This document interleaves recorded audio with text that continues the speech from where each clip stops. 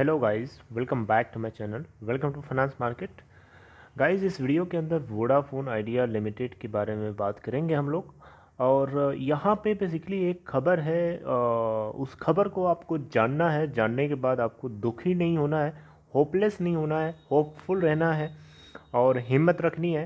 ये खबर आपको थोड़ा सा डिसअपॉइंट कर सकती है, लेकिन मैं ये खबर अपने मन से नहीं बता रहा हूँ। ये हमें जो खबर पता चली है, जो अपडेट निकल के आया है, उसको आप तक पहुंचाना बहुत ज़्यादा ज़रूरी है। आपको पता होना चाहिए एक शेयर होल्डर होने के नाते कि आपकी कंपनी के अंदर क्या हो रहा है और क्या नहीं हो रहा है, और उससे कितना आपका नुकसान है और कितना फ़ायदा है। ये सारी चीज़ें हमें कैलकुलेट करके चलनी पड़ती है। सिर्फ अच्छी चीज़ें ही जानना ज़रूरी नहीं होता है, इस ये भी जानना ज़रूरी होता है कि बुरी चीज़ कहाँ से हो रही है और उसको कैसे सुधारा जा सकता है। ये सारे पॉइंट्स भी हमें नोटिस करना चाहिए। तो इसके अंदर हम लोग देखेंगे कि कौन सा वो पॉइंट है। सबसे बड़ा कारण तो कल की गिरावट का यही निकला। आपको मैं बता रहा हूँ। सबसे पहले हम लोग आज देखते हैं कि क्या आज के दिन, थर्सडे के दिन के कारोबार की क्या सिचुएशन रही। 26 नवंबर 2020 के दिन की मैं बात कर रहा हूँ।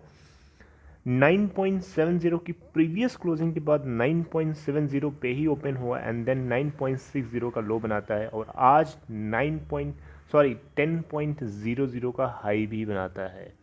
तो आप देख सकते हैं कि ओपन प्राइस से 10 पैसे नीचे और 30 पैसे का ऊपर मूव दिया है, यानी इस नेगेटिव खबर को कॉन्कर करता हुआ नजर आ रहा है। इसीलिए मैंने आपको बताया कि आपको इस खबर को जान लेना है और उसके बाद आपको हिम्मत रखनी है, डरना नहीं है।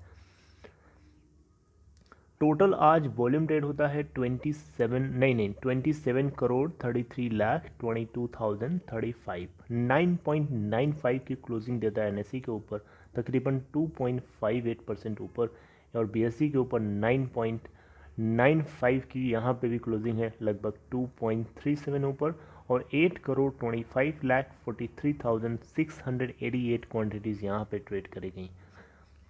करस्पॉन्डिंग मार्केट कैप अगर आप देखें तो 28,591.71 करोड़ है। लोअर सर्किट आज के लिए लगा था 8.75 का, अपर सर्किट 10.65 का लगा था। डिलीवरी परसेंट की बात करें तो सिक्योरिटी वाइज डिलीवरी परसेंट या परसेंटेज ऑफ डिलीवरेबल्स की बात करें तो 26.24% है। अब बात करते हैं उस न्यूज़ की, वो खबर कौन सी हो सकती है। तो देखिए, बात कुछ ऐसी है कि आपको पता है कि हर क्वार्टर का एक डेटा रिलीज़ किया जाता है ट्राई की तरफ से। तो जो डेटा रिलीज़ किया जाता है, उस डेटा के आधार पर कुछ एनालिस्ट्स होते हैं, वो अपनी एक ओपिनियन निकालते हैं, अपनी राय निकालते हैं। और ये जो एनालिस्ट होते हैं, ये पेड भी हो सकते हैं, अनपेड भी हो सकते हैं। We do not know exactly who is there. और जो कुछ ये बोलते हैं, ये न्यूज़ एजेंसी वाले अपने अपने लेवल से उसको छाप देते हैं।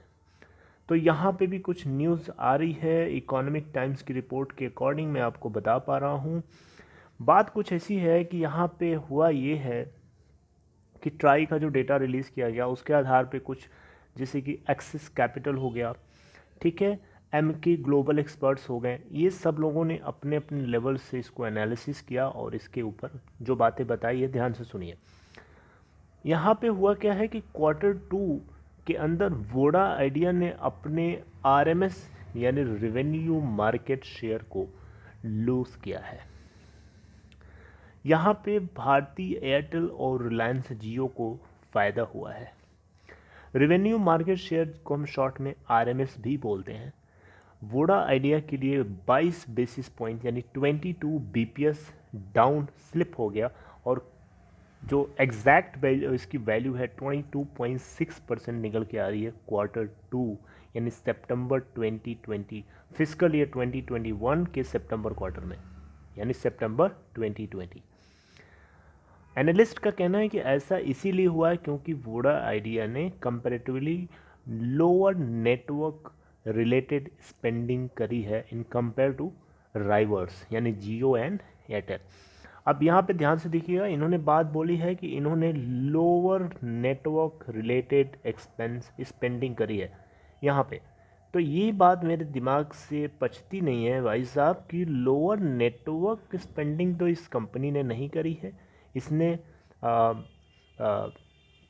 अपने नेटवर्क को इंटीग्रेट करने के लिए बहुत काम किया है। इवन गीगा नेट का इस्तेमाल, गीगा नेट की पावर आपको मैंने बहुत सारी वीडियोस के थ्रू अपडेट भी किया था। तो ये बात मुझे हजम नहीं हुई। आगे देखते हैं क्या बात है। तो इनका मानना है एक्सिस कैपिटल की तरफ से कि ऐसा इसीलिए हुआ क्योंकि यहाँ पे नेटवर्क में कम पैसे खर्च किए गए, जिसकी वजह से इनका सब्सक्राइबर लूज़ हुआ। कन्वर्सली अगर हम देखें तो जियो की बात करें तो 34 बीपीएस गेन किया है, 34 बेसिस पॉइंट से जियो को गेन हुआ है Q2 में। और इसकी जो RMS यानी रेवेन्यू मार्केट शेयर जो निकल के आया है 41.3% है Q2 के लिए। वहीं एयरटेल की बात करें तो एयरटेल का रिवेन्यू मार्केट शेयर स्टेबल रहा, न ज़्यादा ऊपर न ज़्यादा नीचे, स्टेबलाइज्ड रहा 34.2% के आसपास। तो ये जो कुछ डेटा है ये TRAI यानी telecom regulatory authority of India की तरफ से डेटा रिलीज़ किया गया। उसके ऊपर एनालिस्ट ने अपनी एनालिसिस करी और जो बातें बताई वो मैं आप तक पहुंचा रहा हूँ। यहाँ पे एनालिस्ट का ये भी मानना है कि ध्यान से सुनिएगा, एनालिस्ट का भी मानना है कि ये जो RMS में डिक्लिनेशन हुआ है, जो गिरावट आई है, ये mainly due to subscriber lose की वजह से है। और ट्राई के डेटा के अकॉर्डिंग 8 मिलियन सब्सक्राइबर्स लूज़ हुए हैं Q2 के अंदर। ठीक है, एक्सिस कैपिटल की तरफ से बात रिपोर्ट करी गई। MK ग्लोबल आपको पता होना चाहिए, MK ग्लोबल एक्सपेक्ट करता है कि ये टेलीको जो है आने वाले टाइम में भी अपने सब्सक्राइबर बेस को लूज़ कर सकती है in coming quarter due to low investment in its network. ये बात फिर से मुझे हजम नहीं होती है कि लो इन्वेस्टमेंट कहाँ है भाई साहब। इसने बहुत मेहनत किया है, बहुत नेटवर्क को इंटीग्रेट करने में, 4G को चुस्त दुरुस्त बनाने में, एजाइल बनाने में बहुत काम किया है। गीगा नेट का इस्तेमाल आपको बताया था ना। तो यहाँ पे एक बात इन्होंने लिखी थी सब्सक्राइबर लूज़ का, 8 मिलियन सब्सक्राइबर्स, राइट। तो इसके ऊपर थोड़ी सी आपसे मैं बात कर लेता हूँ। देखिए, सब्सक्राइबर लूज़ चलो ठीक है, मैं मानता हूँ, लेकिन आपको पता होना चाहिए कि सितंबर 1 को सुप्रीम कोर्ट की तरफ से बात निकल के आई थी फाइनल। लेकिन यहाँ पे एक चीज़ आपको ध्यान देने वाली बात है कि सुप्रीम कोर्ट की सितंबर क्वार्टर के एंड होने से पहले क्या चल रहा था, सुप्रीम कोर्ट लटका के रखे हुआ था। तो उसमें कैसे पॉजिटिव एक्सपेक्टेड आप कर सकते हो कि सितंबर क्वार्टर का रिजल्ट आपके लिए बेटर आएगा। ऑल्दो कंपनी ने इंटरमीडिएट टाइम पे जो भी मेहनत किया उसका रिजल्ट हमें उसके PAT में देखने को मिला। 50,000 करोड़ के आसपास का इनका नेट लॉस हुआ करता था फिजिकल ईयर 2019 में, नहीं 2020 में, यानी सितंबर 2019 में। और वो 7,000 करोड़ के आसपास, इतना बिग इम्प्रूवमेंट हुआ है। क्या ये अचीवमेंट नहीं मानते हैं?